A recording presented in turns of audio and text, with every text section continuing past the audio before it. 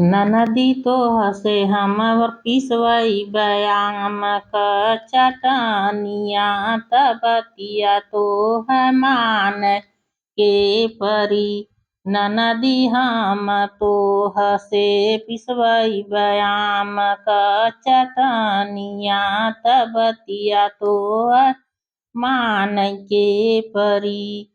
सोने की थाली में जेवना परोसली ननदी तोह के चटनिया तोह देवई के पड़ी। ननदी तोह के आम क चटनिया तोह के देवई के परी।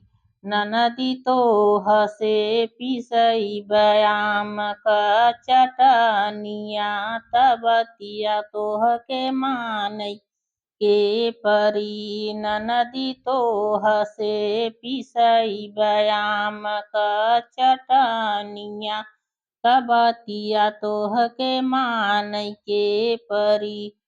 झंझर सुराही क घड़ीला भरवली ननदी तोह के घड़ीलवा तोह के टेकावई के परी। ननदी तोह के घड़ीलवा तोह के टेकावई के परी।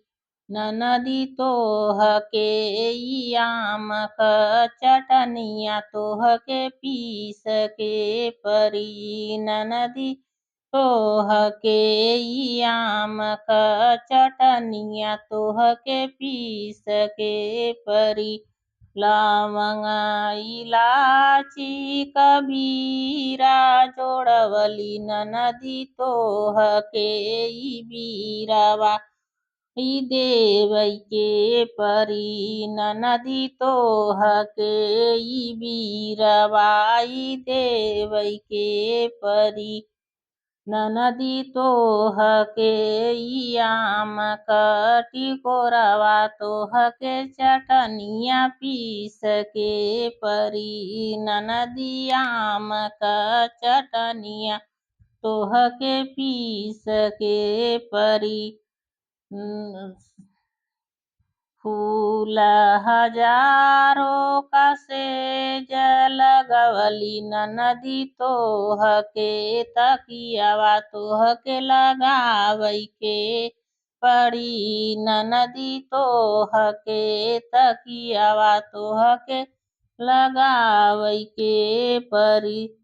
ननदी आम क टिकोरवा चटनिया तोह के पीस के परी। ननदी आम क चटनिया तोह के पीस के परी।